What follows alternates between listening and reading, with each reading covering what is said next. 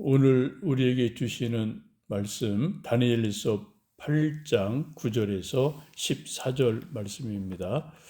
그 중에 한 뿔에서 또 작은 뿔 하나가 나서 남쪽과 동쪽과 또 영화로운 땅을 향하여 심히 커지더니 그것이 하늘 군대에 미칠 만큼 커져서 그 군대와 별들 중에 몇을 땅에 떨어뜨리고 그것들을 짓밟고 또 스스로 높아져서 군대의 주제를 대적하며 그에게 매일 드리는 제사를 없애버렸고 그의 성소를 헐었으며 그의 악으로 말미암아 백성이 매일 드리는 제사가 넘긴 바 되었고 그것이 또 진리를 땅에 던지며 자의로 행하여 형통하더라.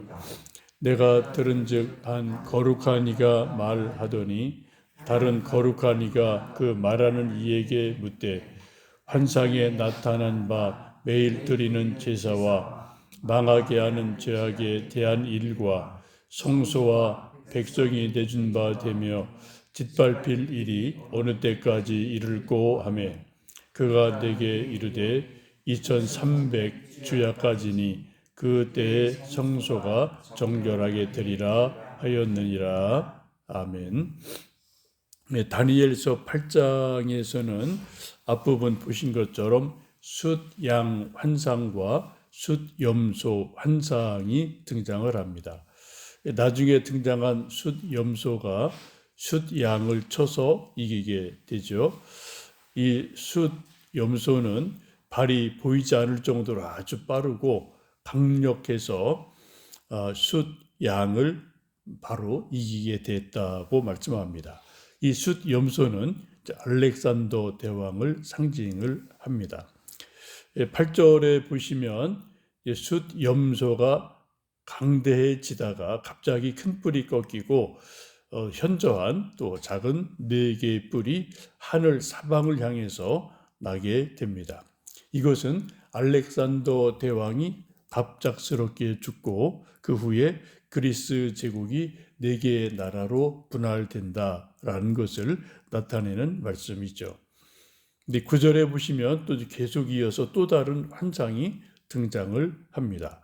9절에 보시면 그 중에 그 4개 뿔 중에서 한 작은 뿔이 나게 되고 그 작은 뿔이 점점 커지면서 남쪽, 동쪽, 영화로운 땅을 향해서 심히 커졌다라고 말씀을 합니다. 이것은 4개의 뿔, 곧 분할된 4나라 중에 한 나라가 그 중에서 강력한 왕이 등장할 것을 보여주는 환상입니다.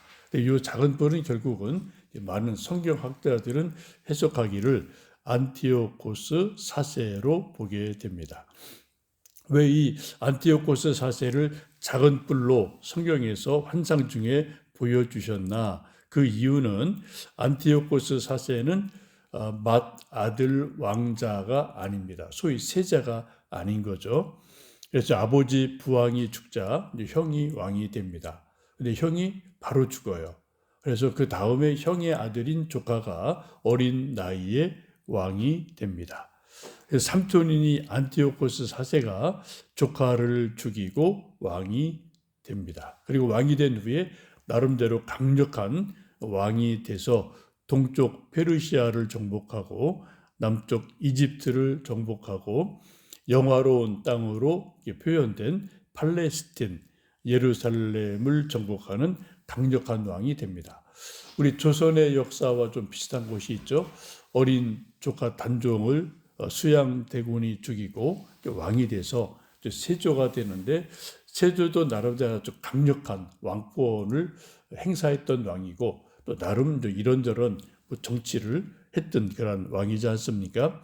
이런 것과 좀 비슷한 그런 스토리를 가지고 있는 사람이 안티오코스 4세다라고 보시면 되겠습니다. 10절에 보시면 이 작은 뿔이 점점 강해져서 그 권세가 생기게 되는데 하늘 군대에 미칠 정도로 커졌습니다. 그래서 그 군대와 별들 중에 몇을 땅에 떨어뜨리고 짓밟았다라고 말씀합니다. 이것은 유대교 탄압과 유대인들의 박해를 의미하는 말씀입니다. 작은 뿔인 안티오코스 사세가 유대교와 유대인을 박해를 참 많이 하는데 무엇을 어떻게 박해했나 이런 것들이 11절, 12절에 상징적으로 몇 가지 말씀을 하죠. 매일 드리는 제사를 없애버렸다. 성소를 헐었다. 백성이 매일 드리는 제사가 넘긴 바 되었다라고 말씀합니다. 이것이 되어진 그 역사적인 실제적인 일이 있는데 안티오코스가 이집트를 정복하러 갔다가 좀 실패하고 돌아오는 일이 있었습니다. 근데 시리아로 자기 나라로 돌아오면서 예루살렘에 들려서 화풀이를 하게 됩니다. 근데 이집트 정복하지 못한 그런 속상한 것을 기분 나쁜 것을 이제 약국인 이스라엘 예루살렘에 와서 막 이제 화풀이하고 못 살게 우는 일들이 있었거든요.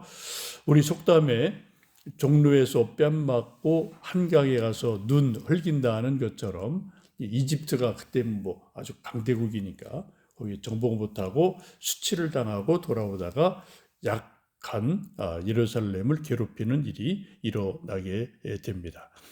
이 안티오코스의 만행이 여러 가지 나오게 되는데 안티오코스의 명령을 따르지 않는 많은 유대인을 죽이고 노예를 만들어 버리고 하여튼 뭐 예루살렘에 여러 가지 어려움을 주는 일들이 많이 있는데 가장 결정적인 박해 사건은 주전 167년 12월에 예루살렘 성전에 제우스 신상을 세우게 됩니다. 하나님의 집에 성전에 제우스 신상을 세우고 성전 제단에 돼지머리와 부정한 짐승들을 제물로 바치게 됩니다. 완전한 신성 모독이죠.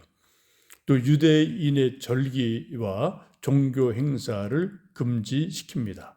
할례를 못하게 하고 할례는 뭐 유대인은 이거 아기 아들 나오고 8일 만에 이거 꼭 하는 필수적인 행사잖아요. 이걸 못하게 하고 안식일을 폐지시키고 성경을 갖고만 있어도 사용을 시키는 아주 엄청난 그런 만행을 저지르게 되죠. 이런 극심한 탄압으로 인해서 성전에서 매일 드리던 제사가 실제로 주전 167년에 멈추게 돼요. 할 수가 없어요. 뭐 제사장 죽이고 유대인 죽이고 문 막아버리고 하여튼 뭐 온갖 만행을 하여튼 뭐 이제 왕이 군사력으로 밀어붙이니까 매일 드리던 제사가 폐지되는 그런 비극이 일어나게 됩니다. 그래서 12절 보시면은 그의 악으로 말미암아 백성이 매일 드리는 제사가 넘긴 바 되었다. 멈추게 되었다라고 말씀합니다. 이런 것을 쭉 보고 진리가 땅에 떨어졌다라고 이제 다니엘이 탄식하는 말씀을 하게 됩니다.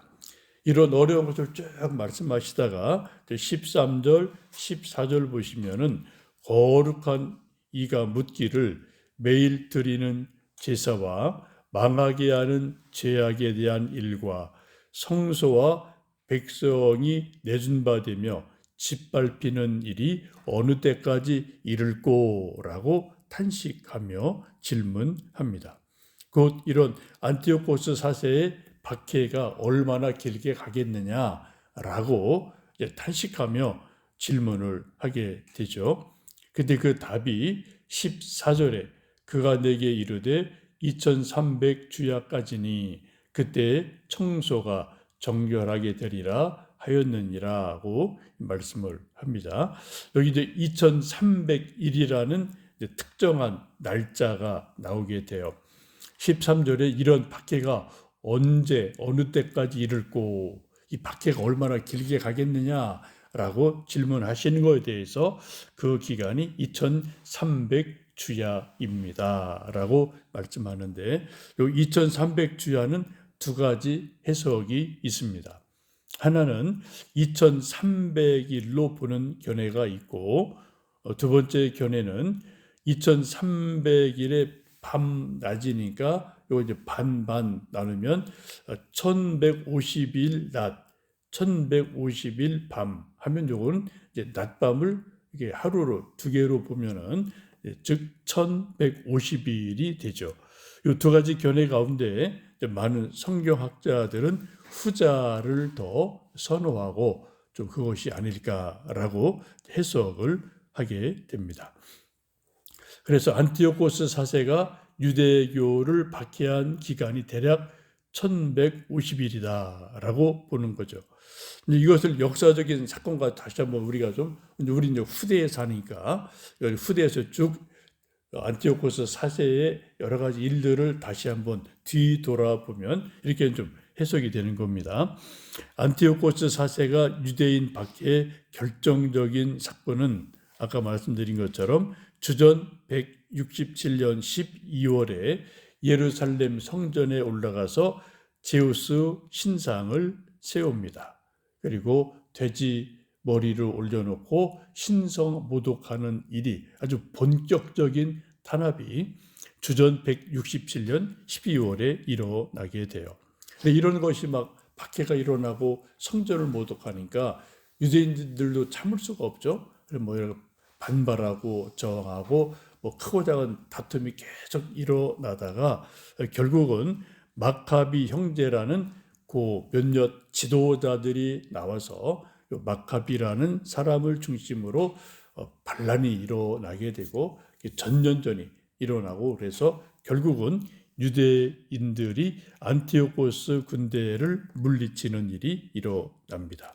이게 주전 164년 12월이에요. 그래 대략 이것을 보면은 1152일에 해당되는 그런 기간이 되어집니다.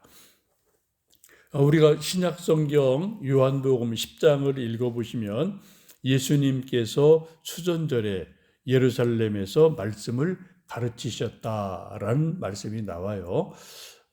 요한복음 10장에 아주 독특한 단어 수전절이라는 단어가 나오게 되는데 요 위에 제가 말씀드린 사건이 바로 수전절을 나타내는 것입니다. 수전절은 히브리 말로 하누카라고 하는데 그 뜻은 봉헌했다라는 뜻입니다. 성경에서는 이것을 이제 신약에서는 수전절이라고 번역을 했죠. 안티오코스 4세에 의해서 더럽혀진 성소를 유대인들이 저항을 하고 다시 성전을 되찾고 청소를 깨끗하게 하고 율법을 따라서 하나님께 제대로 제사를 드리고 예배를 드리게 된 그것을 수전절, 성전을 다시 회복하고 깨끗하게 되찾았다. 하누카라는 것으로 성경은 말씀하죠. 그래서 14절 끝에 보시면 2300주야까지니 그때에 2300주야가 끝나면 그때에 성소가 청결하게 되리라. 깨끗하게 되리라 라고 말씀하는 의미가 바로 그런 뜻을 가지고 있습니다.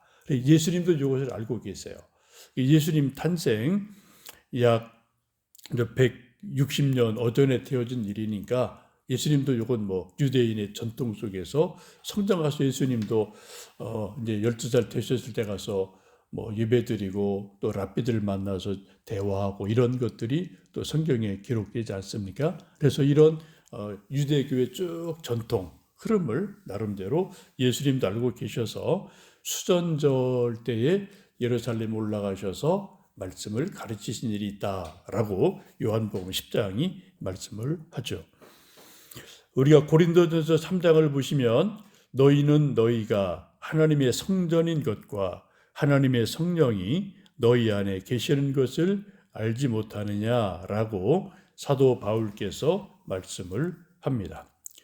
요 안티오코스 4세 작은 뿔로 환상에 보여진 작은 뿔 안티오코스 4세가 하나님의 성전을 더럽히고 모독하고 그것을 또 마카비 형제들이 일어나서 군사적으로 반란을 일으켜서 물리치고 회복해서 깨끗하게 하고 수전절이 되고 그걸 또 예수님께서 수전절에 예루살렘 올라가셔서 요한복음 10장에 쭉 말씀이 나와요. 이렇게 말씀을 전하신 일이 있고, 이걸 또 이제 사도 바울은 조금 더 지나가서 이것을 다시 또 이제 바울이 해석하기를, 너희는 우리 자신이, 너희는 너희가 하나님의 성전인 것과 하나님의 성령이 너희 안에 거하시는 것을 알지 못하느냐라고 말씀하죠. 그래서 성전 개념이 바뀌는 거죠. 이제 옛날에는 솔로몬 성전, 또 수르바벨 성전, 헤롯 성전, 이게 이제 성전이에요. 건물로서 성전. 그런데 이제 어떤 이런 수전절의 그런 또 이제 회복의 역사가 있고, 예수님 오셔서 십자가 달려 돌아가시고 부활 승천하시고 성령님이 오시면서 예루살렘 초대 교회가 이제 성전이 초대 교회로 다시 대체가 되죠. 이것을 또 이제 사도 바울은 조금 더 구체적으로 우리 개개인을 향해서, 믿는 이들을 향해서 너희가 하나님의 성전인 것과 하나님의 성령이 너희 안에 거하시는 것을 알지 못하느냐라고 말씀하시면서, 우리 한 개개인이, 믿음의 사람들이 하나님의 성전이다, 하나님의 성령이 우리 안에 계신다라고 말씀을 하고 있습니다. 그래서 교회 성전은 두 가지로 보시면 되죠. 하나는 예수님을 구주로 믿는 개개인, 저와 여러분이 주님의 몸된 성전이고, 또 이런 예수님을 구주로 믿는 사람들이 모여 함께 예배드리는 곳이 성전이고 교회다. 그리고 우리 청주 영광교회가 또 교회이고 성전인 동시에 우리 개개인이 하나님의 성전이다라고 사도 바울이 말씀을 합니다. 이제 올 한 해 시작한 지 벌써 여러 날 지났는데, 올 한 해를 살면서 하나님의 성전인 우리 청주 영광교회를 섬기며, 또 우리 하나님의 성전인 내 자신의 몸과 마음과 영혼을 정결하게 하는 것이 중요합니다. 제가 주일날 설교 드린 것처럼 데살로니가전서 5장에 보시면 사도 바울께서 우리를 영과 혼과 몸을 예수님 다시 오실 때까지 거룩하게 보존해라 라는 말씀이 있는데, 그런 말씀과 영적 의미로 연결되는 것으로 보시면 좋겠습니다. 올 한 해 우리가 더 영과 진리로 예배드리고 성경 말씀 보고 기도하고 주신 일 잘 섬겨 봉사하고 성도 교제 나누면서 우리도 수전절 같은 성전을 회복해서 깨끗하게 하는 그런 일들을 우리 개인적으로, 우리 또 청주 영광교회를 통해서 만들어가는 하루하루 되시기를 주님의 이름으로 축복합니다. 살아계신 아버지 하나님, 감사합니다. 2026년도 새해를 허락하시고 소망 가득 안고 또 하루하루 살아갑니다. 올 한 해 어떤 일들이 있을지 알지 못하지만 하나님 역사를 주관하시고 교회를 붙들어 주시고 우리 성도들을 이끌어 주시기에 믿음으로 승리할 줄로 믿습니다. 하나님, 마카비 전쟁이 있었고 안티오코스 사세 탄압이 있었고 성전에 더럽힘이 있었지만 결국은 성전을 깨끗하게 회복하는 수전절이 있었던 것처럼 우리들도 이 세상 살아가며 주님의 몸된 우리 육체를, 마음을, 영혼을 깨끗하고 거룩하게 만들어가고 주님 세워주신 청주 영광교회를 함께 거룩하게 세워가는 올 한 해 되기를 원합니다. 우리에게 하나님 말씀의 능력을 주시고 기도의 능력을 주시고 성령님으로 충만케 해 주옵소서. 또 함께 교회 섬겨 일하면서 교회 부흥을 맛보고 하나님의 영광을 볼 수 있는 올 한 해 되기를 원합니다. 우리 성도님들 개인적으로 새해를 시작하며 마음에 소원이 있고 기도 제목이 있습니다. 날마다 하나님께 기도드리고 응답받는 큰 기쁨 넘치도록 은혜 베풀어 주옵소서. 연로하신 부모님들, 병약한 성도들 강건케 하시고 우리 청년들, 학생들 어디 있든 무엇하든 하나님의 사람으로 꿈꾸며 소망 가운데 승리할 수 있도록 붙들어 주옵소서. 오늘도 기도합니다. 우리 기도가 하나님 앞에 상달되고 하나님 기억하신 바 되고 응답하시는 역사이길 원합니다. 예수님의 이름으로 기도하옵나이다. 아멘.